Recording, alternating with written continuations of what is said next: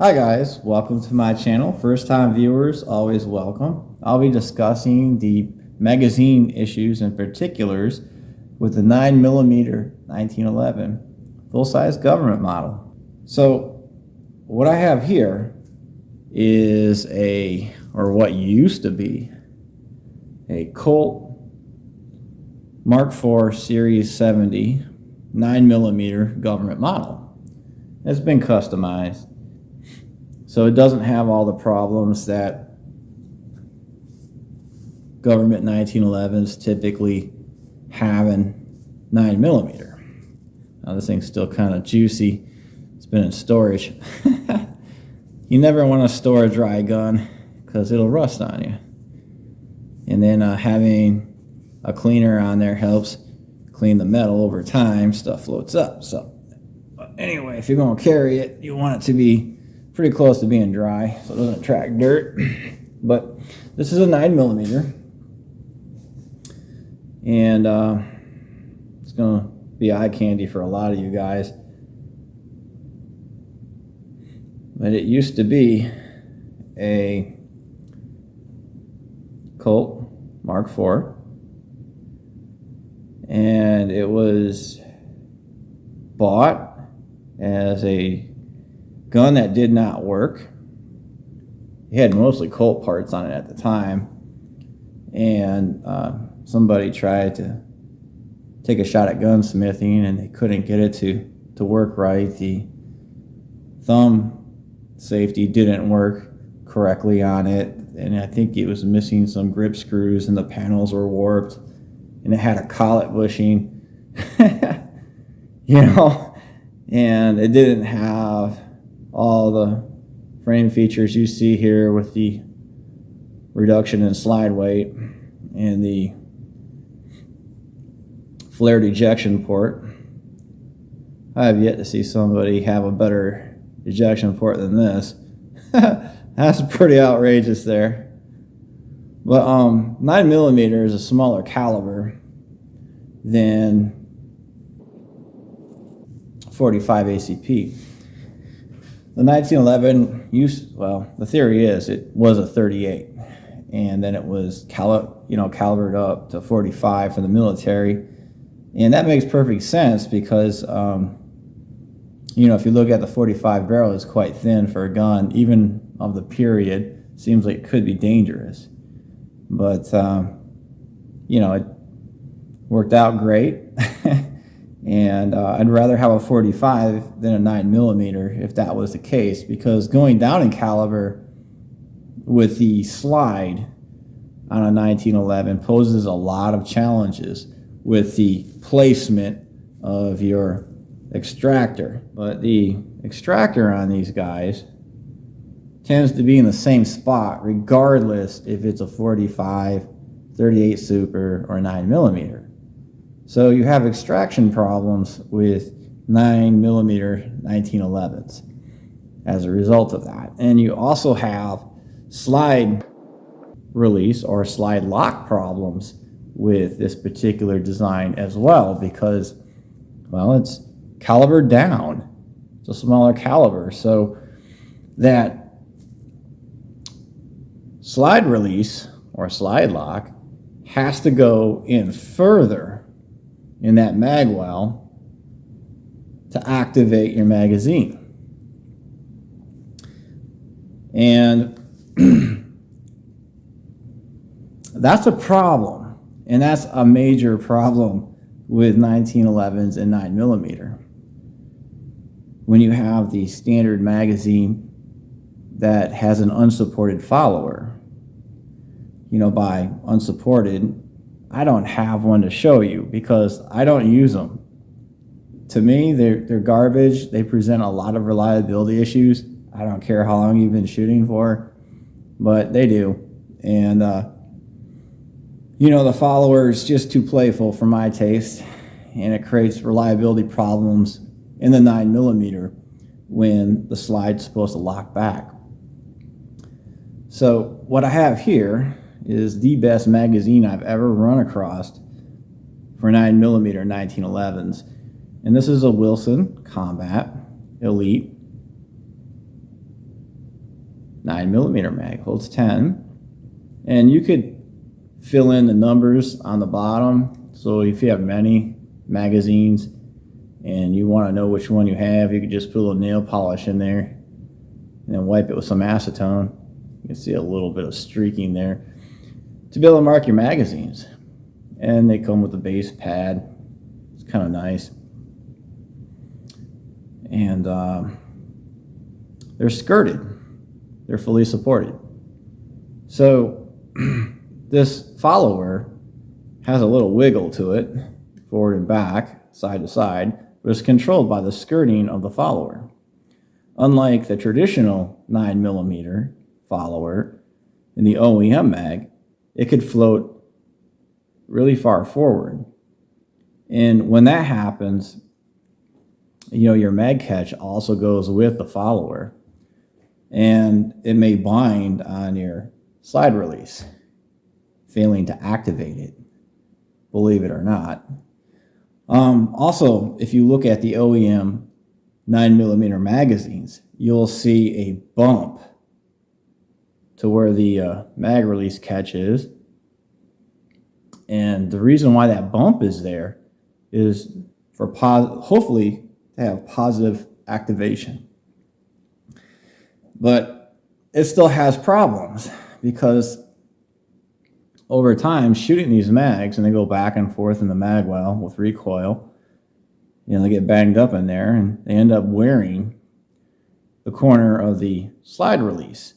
And then it starts to fail and it won't lock the slide back, and you'll have a slide go forward and you'll hear like the loudest click when you expect it to go bang. You're on an empty chamber and you're like, what the heck? And that's the reason why. Because the mag well for a 9mm 1911 is the same dimensions as a 45 ACP, and it's also the same dimensions for a 38 Super, or whatever caliber that you decide to make your 1911. Your mag release right there. The corner on these guys can wear off, the edge to which catches the mag.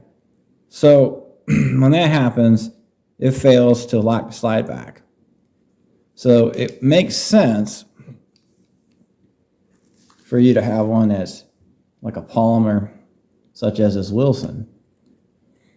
So you don't have to worry about your slide release or slide lock wearing out on your mag follower. And one thing you want to keep in mind also is Colts are very chattery in the slide release or slide lock pinhole. They're very playful. So, typically when you put an aftermarket part in here, it'll be a little bit beefier than the original. And the reason why the original is kind of loose is so that you get positive slide lock, because if this part is too tight, what can happen is it could fail to, lock the slide back. A lot of gunsmiths like to put fatter parts in here for accuracy. This one, I believe, is an EGW, and it's 0.003 oversized. So it fits well in the Colt frame, being that Colts tend to be a little bit overspec'd, in their OEM setting, or they used to. I don't know how they are now, because nowadays everybody wants to tighten things up, which is a really bad idea. But you want it to have a little bit of chatter in there. But in the 9mm, that's not a good idea, because if that's chattery, it might impact the way that your slide will or won't lock back, with the magazine, because you don't really have a whole lot of area. All right. You don't have a lot of area here to catch that slide release. We can tell we got a line in the plastic So we know where it's contacting, and that's some pretty good contact. So if you want it to work reliably, you want a follower that's not too playful, that's fully skirted or supported front and back. Some might have like a leg in the front and the back, which is okay. You know, a lot of the ACT, PSI mags are like that. They're all right so long as their feed lips are okay. But that's the reason why you're having problems, or might have problems, with your 1911 9mm models, is your follower's too playful, and the slide lock doesn't engage the follower as well, being that the 9mm is a smaller caliber. And additionally, the 9mm, as you can see, the back end of this thing is bigger than the front end. So when you look at them, you know, they don't feed like a straight wall cartridge. So that's another thing to consider with the 9mm. Its feed dynamics is different because it's a tapered round. Okay, so what we have here, we have our frame, we have our magazine, and you can tell that little notch that you see in there, in that window, is supposed to be where it hits the slide lock to bring it up against the pivot of the pin. Yeah. Okay, so we have our slide lock here. I believe this is a EGW part. It's been, of course, modified. The additional bulk has been removed. And you can tell with these guys, there isn't a whole lot back here to catch on to the follower to your mag. So that's a problem if this part chatters. There's a lot of wobble here in the hole. There's not a whole lot of wobble here, like I was saying, if I didn't edit it out. Is this is an oversized part. It's .003 oversized, which works great in Colts. But if you were to, this probably would not fit in a lot of custom gun frames because they tend to tighten things up. But the EGW works fantastic in the traditional Colt frames where the slide release or slide lock pinhole tends to be bigger than most people would like. And yeah, so if this chatters and you got a wiggly follower in here, it's a recipe for disaster. Because if your follower chatters as well, it's going to ruin its chance of catching the slide release, to bump it up to catch the slide. And that's the problem with 9mm when it comes to the 1911 design.